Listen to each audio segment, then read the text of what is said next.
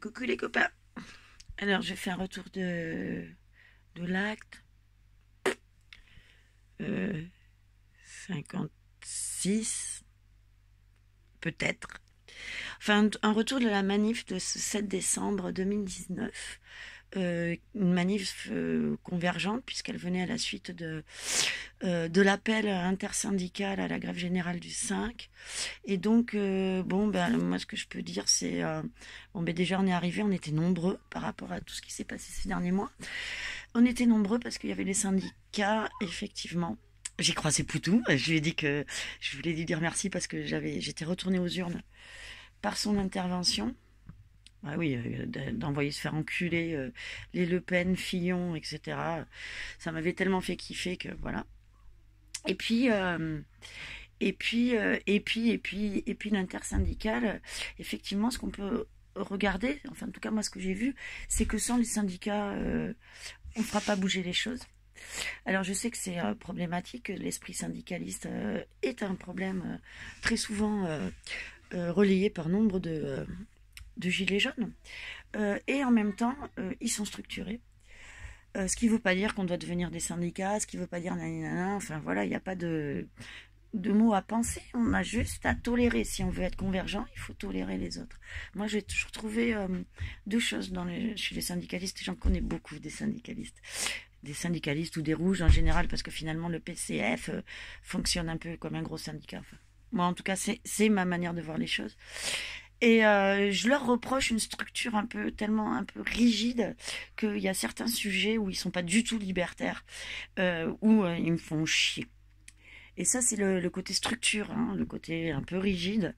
Et effectivement, il y a beaucoup de libertarisme chez les gilets jaunes. Et ça rentre un peu en conflit. Cependant, ils ont une structure et une connaissance de l'action sociale, de l'action revendicative ancienne, dont les racines se mettent totalement, enfin sont totalement dans l'histoire de la Révolution, etc. Et c'est vrai que quand on parle avec, enfin moi, chaque fois que je parle avec des syndicalistes, j'apprends des choses. Il y a des idées. On a des idées en Gilets jaunes, et bien ces idées-là, elles existent déjà et depuis très très longtemps, elles sont mises en place par les syndicats.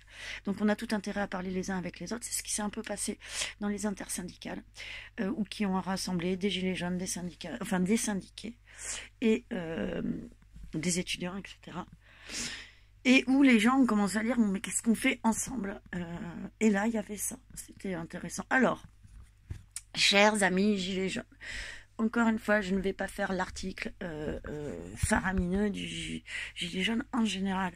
Je trouve à chier qu'il y ait des gilets jaunes qui arrivent. On est là pour faire chier les syndiqués à côté des syndiqués. Ouais, mais ils étaient pas là. Ouais, mais les syndiqués, je peux pas me les saquer. Ta gueule. Ta gueule. Ou tu vas au bal du village et tu te fous sur la gueule parce que t'as trop picolé comme d'habitude, parce que t'es encore bourré à cette manif dès le début. Tu vois, ou tu rejoins le RN parce que t'es un gros teubé qui comprend rien et pour qui la convergence de toute manière est impossible. Ou tu vas bien te faire enculer à sec et comme ça tu vas passer un moment à résorber les ridules de ton cul. Vous me cassez les couilles. Il y a 20 à Bordeaux, il y a 20 gilets jaunes abrutis. Je comprends pas qu'on puisse pas les exfiltrer. Ne serait-ce que oui, ils tapent personne, nana, j'en ai rien à foutre. Ils sont cons. Hein, d'accord? Donc ils sont cons, ils vont dans la cour de récréation des cons, ils se foutent sur la gueule ensemble, et ils arrêtent de nous faire chier. Parce que une fois c'est les femmes, donc ouais, on vient impressionner les femmes, toujours les mêmes 20 cons. Une fois c'est les syndicats, la fois d'après ça sera XR parce que c'est connards du climat. C'est bon, et c'est toujours les mêmes. Mais toujours. De toute manière, ils ont le faciès de l'emploi, quoi. Je veux dire, ils sont pas juste moches. Hein. Ils ont la gueule des cons, quoi. Hein. Avec leur blonde à côté qui fait... Voilà. Alors, petit coup de gueule, normal. Donc moi, de toute manière, dans les gilets jaunes, vraiment la bêtise profonde, c'est un truc de... Bon, alors, autre chose aussi dans les gilets jaunes. Les mecs qui sont à droite, qui viennent me dire, ouais, Sarkozy, c'est bien, quand même. Et qui se disent gilets jaunes, je pense qu'ils ont absolument rien compris. D'accord? Y en a un, là, qui est venu me parler en m'expliquant la valeur travail. famille, patrie, travail. Waouh! J'ai envie de... Je lui ai pas répondu, enfin, ou très peu, parce que autant de bêtises dans un seul être humain, encore une fois. Alors lui, il parlait beaucoup mieux que les premiers gilets jaunes.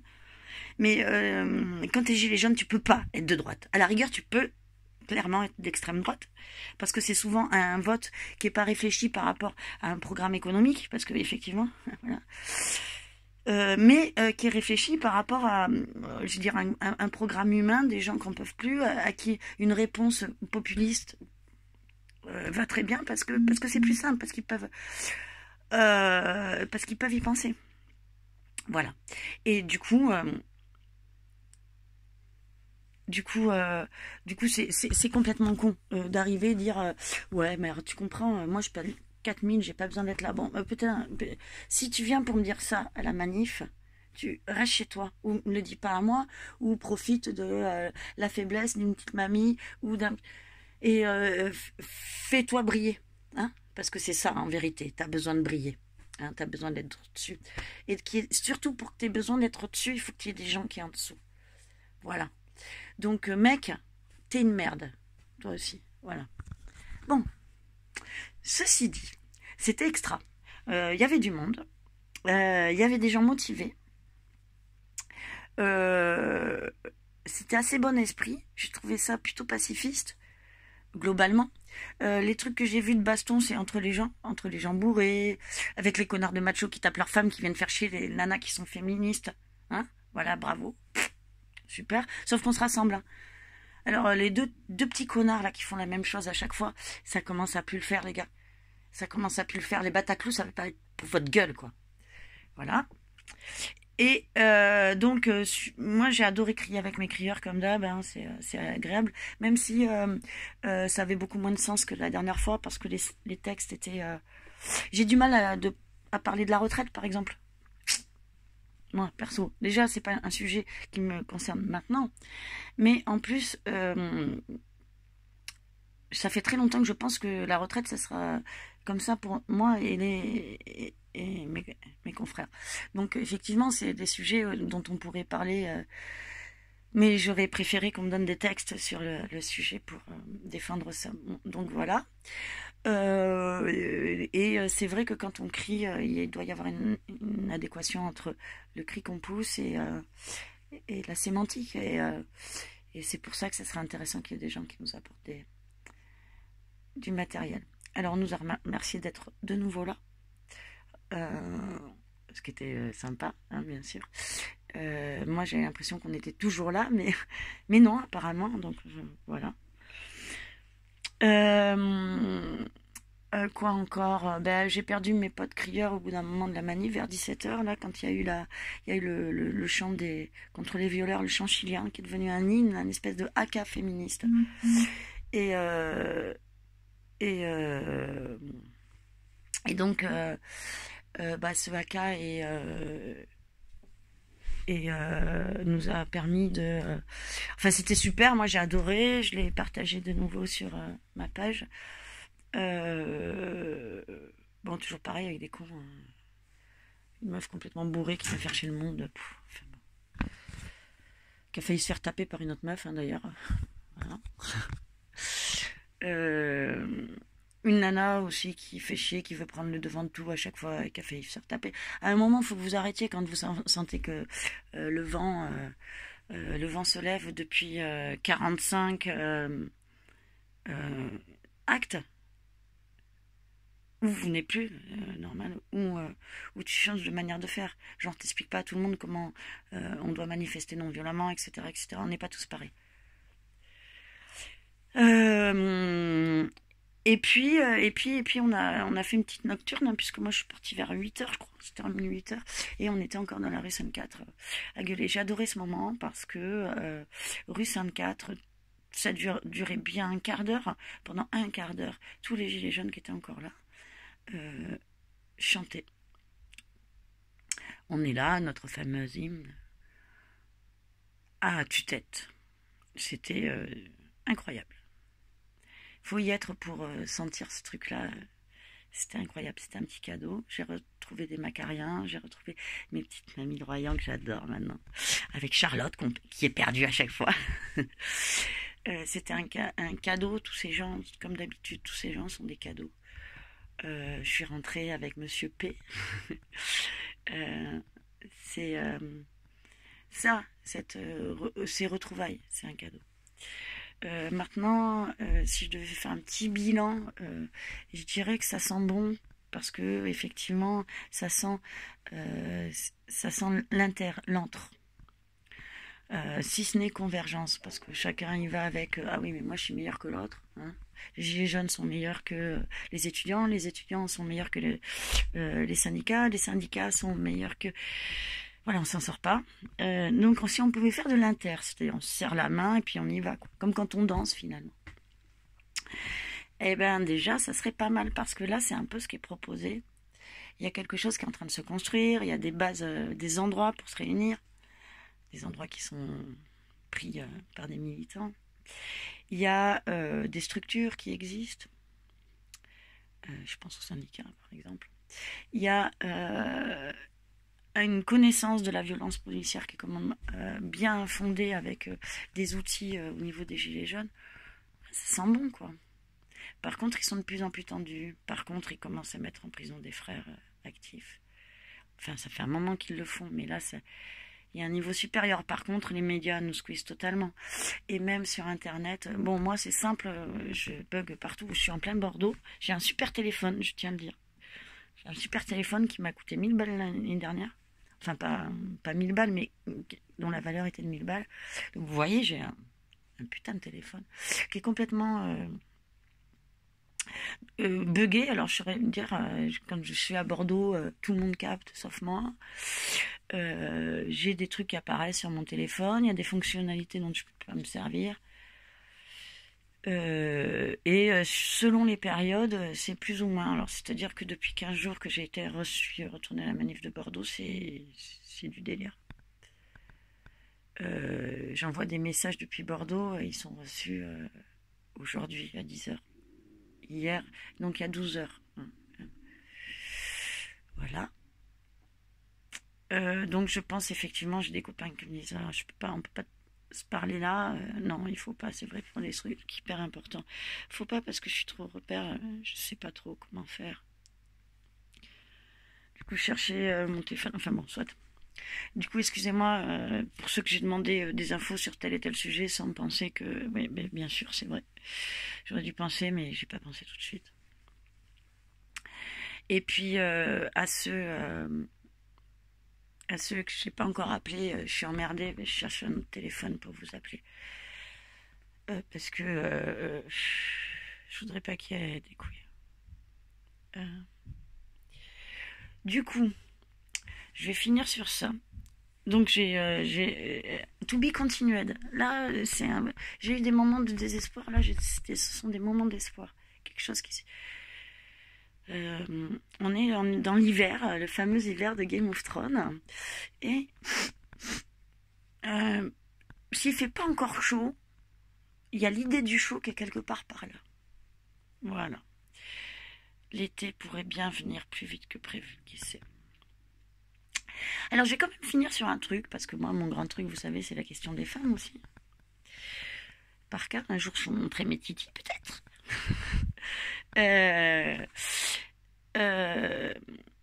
Il y a un mec, ce matin, qui me demande en ami, qui s'appelle, écoutez bien, Jean Le Pointeur. Alors, on me dit, il y a un mec qui, quand j'ai mis, je l'ai affiché sur Facebook, ouais, mais Le Pointeur, c'est dealer de shit. Non, garçon. Enfin, peut-être dans ton quartier, on a fini par dire Le Pointeur, dealer de shit.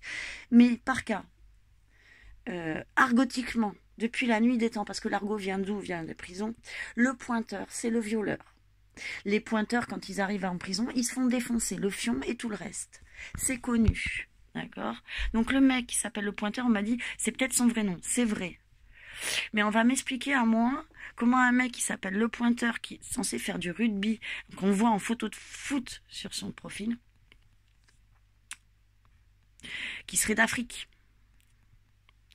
qui a ouvert son compte le 30 octobre 2019, mais ma photo à moi en photo de profil, qui est la photo où je crie un texte contre les violences des femmes devant l'hôtel de police, qui a fait un peu, qui a fait quelques milliers de vues, pas beaucoup, mais c'est une des vidéos qui a fait le plus de vues. Et donc, sans me demander mon autorisation, sans rien du tout. Donc ça, c'est l'autorisation, c'est personnel, c'est mon usurpation d'identité. Mais surtout, elle est symbolique. Elle est symbolique de cette revendication qu'on a eue à Bordeaux sur la question des femmes, des violences des femmes, etc. Alors, il y a des gens qui rigolent. C'est un fan. Non, c'est pas un fan, c'est pas drôle. Un mec qui se fait appeler Jean le violeur et qui met ma photo sur son profil, ça me fait pas du tout rire. Mais pas du tout. J'ai envie de lui défoncer sa gueule et de le découper en morceaux. Bon, après, il est trop loin, pas. Ensuite, ça, c'est des faux profils, c'est évident. Un faux profil qui choisit de mettre ma photo symboliquement de ce moment précis, en plus, on a parlé de ça dans le monde, où je suis...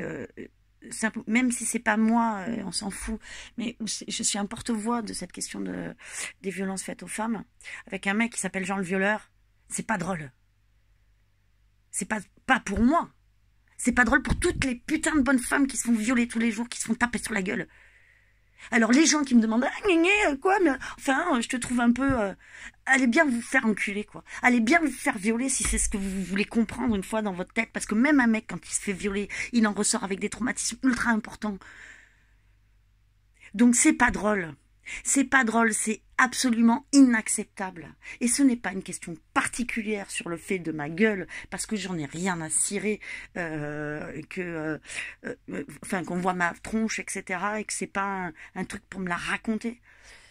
Et si vous croyez ça, vous aussi, allez vous faire mettre, là, voilà.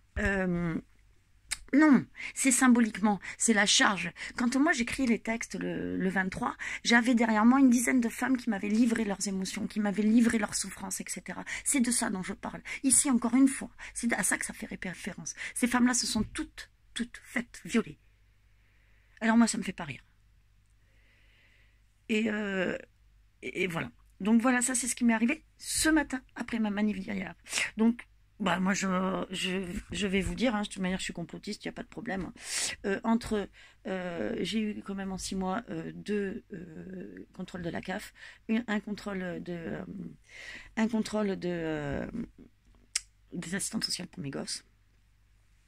Tout ça, c'est pour impressionner, c'est pour faire peur. Et là, ça continue. Un mec qui s'annonce comme violeur et qui met ta photo de profil, ça veut dire quoi ? Et c'est tout en lien. Hein. C'est ferme ta gueule, consomme, travaille, consomme et ferme ta gueule. Ouais, ben moi je fais pas ça. Je fais l'inverse. Moi je milite, je décrois et j'ouvre ma gueule. Voilà. En tout cas, j'ai la patate. Je suis heureuse. Je suis heureuse d'être avec vous. Je suis heureuse d'être dans ce mouvement. Je suis heureuse de faire partie de l'instant du monde où les choses vont changer. Surtout, on lâche rien les copains, parce que c'est pas rien ce qu'on fait. On est en train de changer le monde. Et on est en train de le faire devenir plus beau. C'est toujours difficile un accouchement. Toujours. Il paraît que des fois, il y en a qui ont réussi. Mais pour l'instant, c'est comme ça. On accouchera de ce monde nouveau dans la douleur. Mais c'est pas grave. La douleur, c'est comme un arbre qui a une branche qui se casse. Et ben après, il va pousser autrement. Et souvent, il est plus beau que celui d'à côté. Parce que la branche d'après, elle a appris quelque chose que celle qui a cassé ne savait pas. Bon, eh ben, on va finir sur ça. Je fais un petit big up à mes copains de Samaker, à ceux qui étaient là, à ceux qui n'étaient pas là, aux papas qui ont fait l'effort de guerre. Et puis, je vous dis à bientôt. Hein. Et surtout, n'oubliez pas, force et amour. Et l'amour, c'est jaune.